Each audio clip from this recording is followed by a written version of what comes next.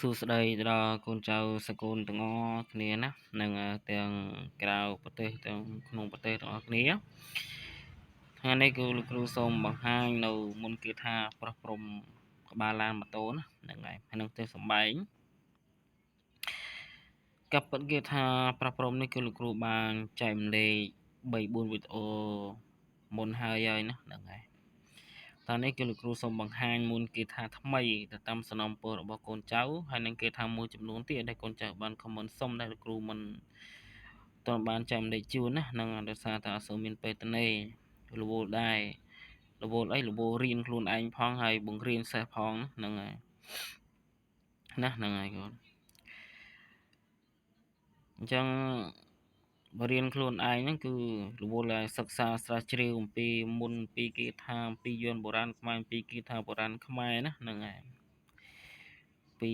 របស់បុរាណយើងរួមទៅណាហ្នឹងហើយអញ្ចឹងថ្ងៃនេះគឺលោកគ្រូសូមបង្ហាញមុនគេថាប្រោះព្រំក្បាលឡានតាមសំណពរកូនចៅហើយកូនចៅសកលទាំងអស់ទាំងសិស្សចាស់សិស្សថ្មីក្រៅប្រទេសក្នុងប្រទេសក្តីកូនសិស្សចាស់អត់ដែរណាហ្នឹងហើយអាចមានបិចមានសភៅក៏ដោយយកមកគាត់ចម្លងទៅណាហ្នឹងហើយរៀនសូត្រទន្ទិញឲ្យចាំទៅដើម្បីយកទៅប្រោះព្រំឡានម៉ូតូយើងណាហ្នឹងហើយឬផ្ទះសម្បែងយើងដើម្បីឲ្យមានសេរីសុខស្តីណាហ្នឹងហើយវាថានេះគឺល្អវិសេសដែលលោកគ្រូតែងតែសូត្រប្រើភាពពលាធ្វើដំណើរចិត្តឆ្ងាយហ្នឹងហើយគេថានេះគឺមានអភិពិសេសណាស់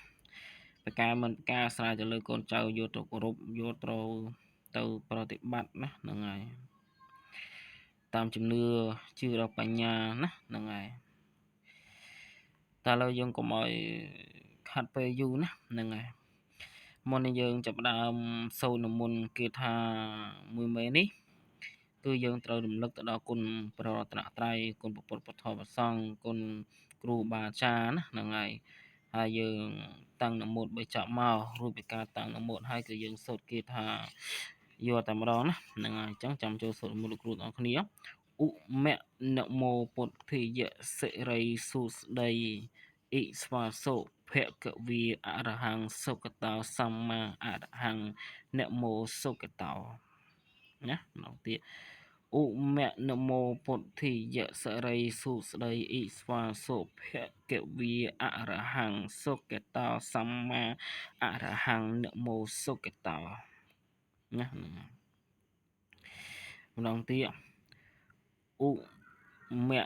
នមោពុទ្ធាយសិរីសុស្ដីអ៊ីស្វាសុភគវីអរហង្គសុគតោសម្មាអរហង្គនមោសុគតោមួយមេនេះគឺវិសេសសម្រាប់កូនចៅទាំងអស់គ្នាដើម្បីយកទៅសូត្រប្រោះព្រំក្បាលឡាន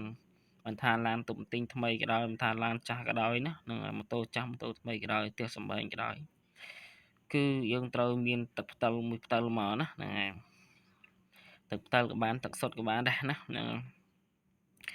យើងប្រើធូបចំនួន5ដសៃហើយយើងសូត្រគេថានឹងចំនួន3ចាប់ឬក៏7ចាប់ផ្លុំទៅចូលនៅក្នុងទឹកផ្តិលនោះទៅណាហ្នឹងហើយតែត្រូវចាំយើងកូរពីស្ដាំមកឆ្វេងណាហ្នឹងហើយ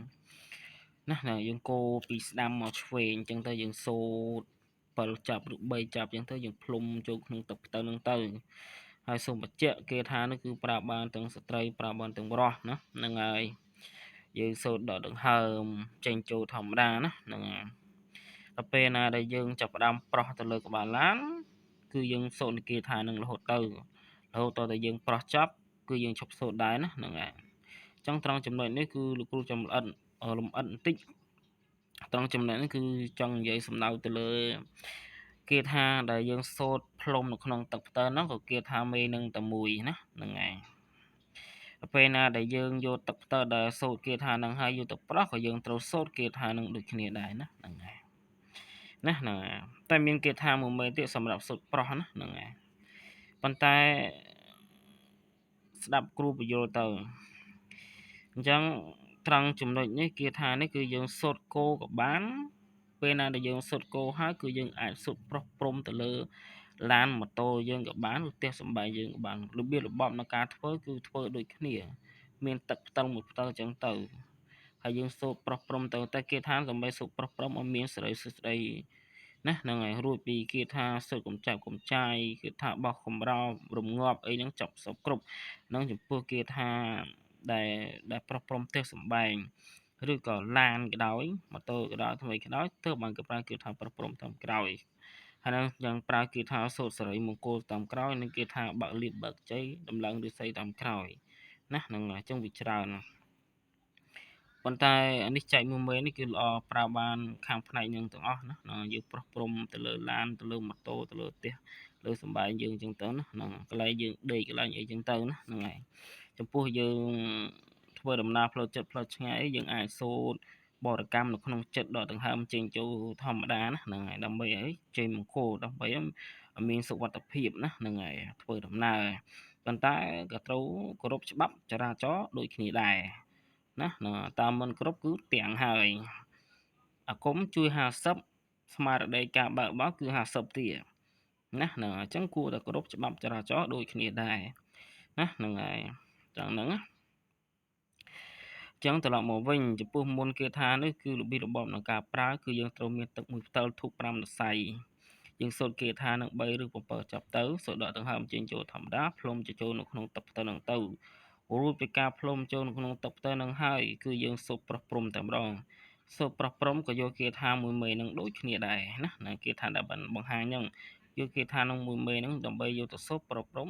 នៅលើឡានម៉ូតូឬក៏ផ្ទះសម្បែងដូចគ្នាដែរដើម្បីឲ្យមានសិរីមង្គលណាហ្នឹងហើយអាហ្នឹងអញ្ចឹងណាហ្នឹងហើយអញ្ចឹងសង្ឃឹមថាកូនចៅទាំងអស់គ្នានឹងយល់ឆ្ងល់ទៅណាអាច comment សួរនៅក្រោមវីដេអូរបស់លោកគ្រូបានលោកគ្រូនឹងឆ្លើយតប comment នៅពេលណាដែលលោកគ្រូទំនេរណាហ្នឹងហើយហើយវីដេអូរបស់លោកគ្រូមានតែប៉ុណ្្នឹងទេជូនពរកូនចៅបានសុខចម្រើនទាំងអស់គ្នាណាហ្នឹងហើយ